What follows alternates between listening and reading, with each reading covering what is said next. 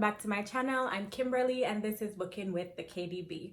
Today I will be doing my April wrap-up, so yeah, let's jump in. So for the month of April, I read a total of 7 books, so let me tell you about them.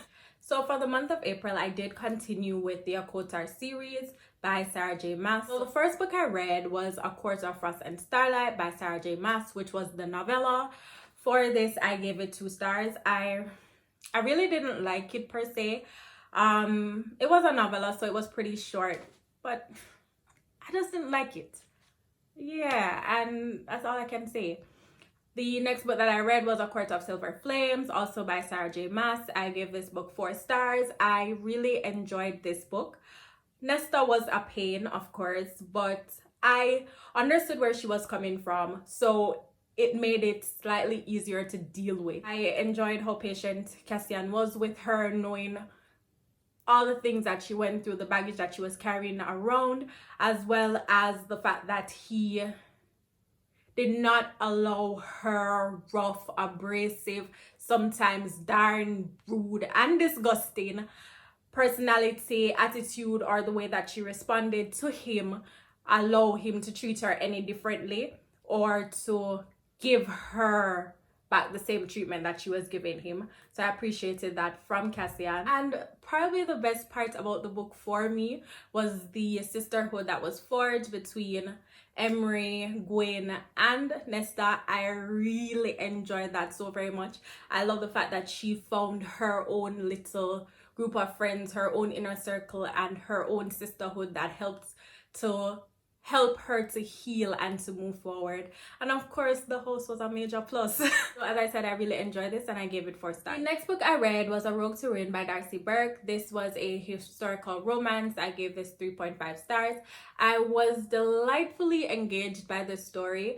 I had a lot of fun with it. This story follows Rafe and Anne. Now, Rafe, he has a very sketchy past in the sense that he grew up an orphan, and as a result of that, he did a lot of questionable things in order to survive and to reach the station in life that he has received, or to reach the station in life that he has attained.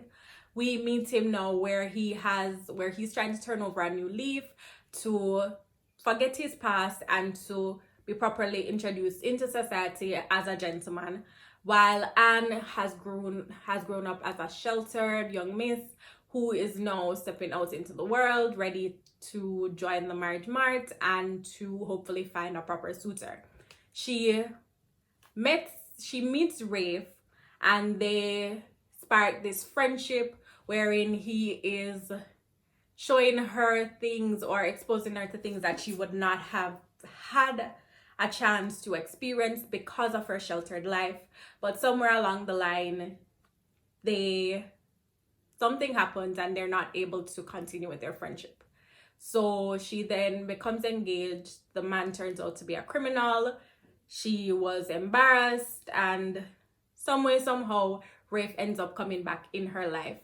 And from there, their story begins to unfold. I really enjoyed the banter between Anne and Rafe. I think that they had a really good communication going, a nice camaraderie. Now, while Rafe may have been the one with a sketchy past, I must say, if anybody in this situation was a rogue or a rake, it would have been Anne.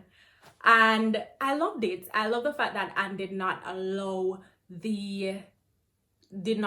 what society dictated or stated what was good or what she should do as a result of propriety's sake. She did not allow any of that to influence her life or to influence the way that she lived her life.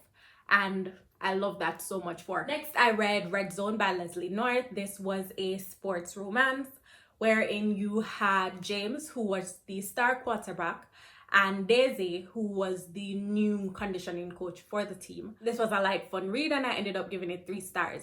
Now, for this one, there was a bit of history in the sense that James was Daisy's brother's best friend. And as I said, I enjoyed it, but I wouldn't say it was very memorable for me. One thing I did love, though, was to see how Daisy, as a woman, tried to make her mark or to fit in such a male-dominated environment, and how she did her best to try to handle her own.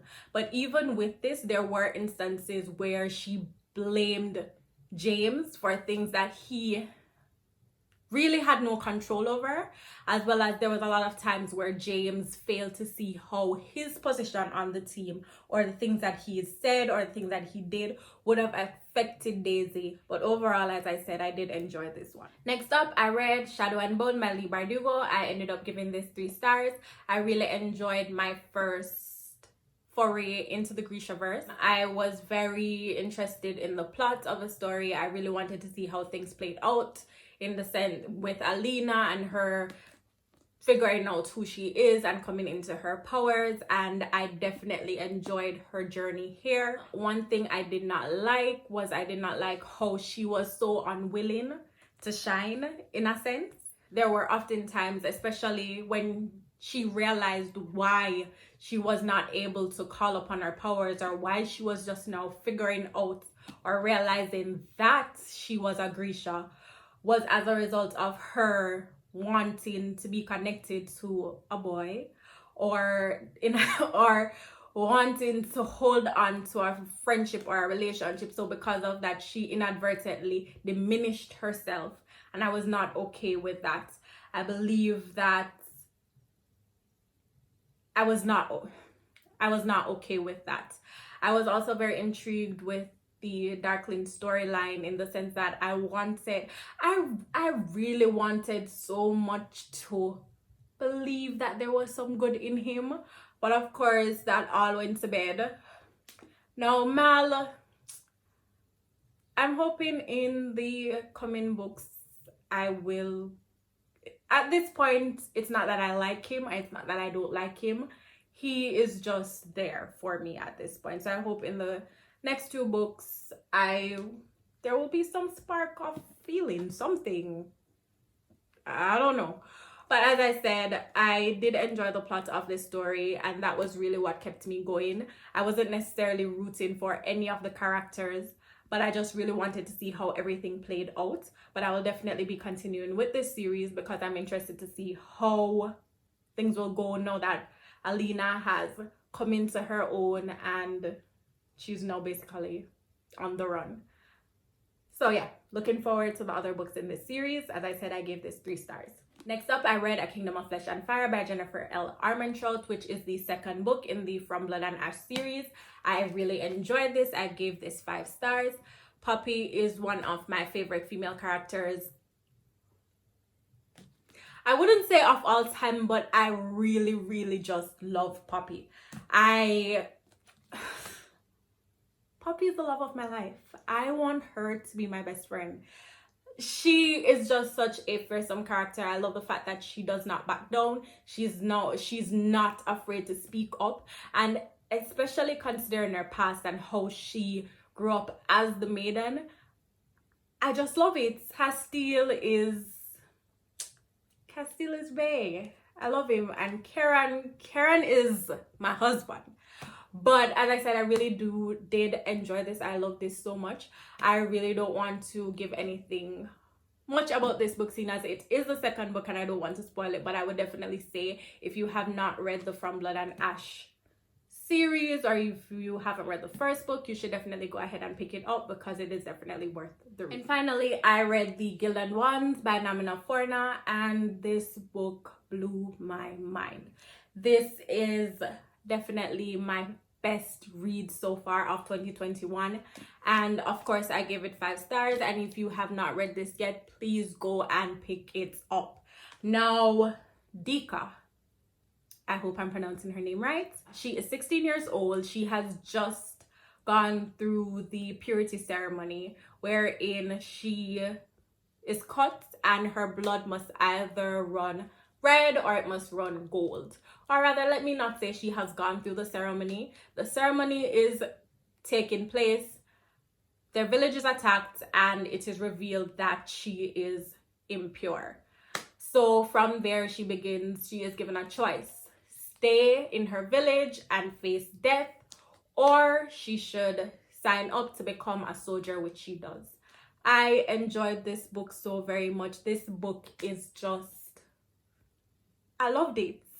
One thing that I loved so much about this book was the sisterhood that was formed between all the girls who were similar to Dika, who are called Alaki. It was so refreshing to see young girls or women per se come together. It wasn't necessarily because they had a bond from the very beginning, but they understood that in their position that no one else would be there to have their back. No one would be fighting for them. So they needed to fight for each other. And I love that so much. I love the fact that they were willing. So while I may not know you personally, I know that because we are in this together, I'm going to lay down my life for you. I'm going to have your back every step of the way. And I appreciated that so very much. This book screams girl power. It screams screw the patriarchy. And I was here for it. This book is set in a patriarchal society where women are seen as being subservient. They're oppressed. They're thought that their only position is in the household. They have to wear masks to cover their faces. And they put it together in this, they package this lifestyle in religion, saying that, oh, the gods don't want you to show your face because it is your beauty, and in order to remain pure you have to remain covered and hidden and stay in this mold that they have created for you. This book is about dismantling that, coming into your own and understanding who you are. This was probably one of the few books where I was not particularly pleased or wanted a love interest per se. I did not hate it. I loved how it was done, and eventually I accepted it. But because it was so much about a sisterhood and dismantling the patriarchy, I just felt that at this point a love interest would not have been the right way to go for me, because we don't want no boys getting no glory here. But at the end of it, no boys got any glory here. It was all about the women and the girls, and I loved it. So as I said, if you have not read the Gilded one, please go and pick it up. Go and have a read, and I hope you love it. And that brings us to the end of my April wrap-up. So if you have stayed to the end, thanks so much. I appreciate it. Go ahead and click that subscribe button, hit the notification bell, leave a comment, let me know what books you have read for April, and yeah, stick around and jam with us. Look out for my May TBR, which I should be uploading this week as well. And peace, all the best, and I hope that you are safe and comfortable wherever you are.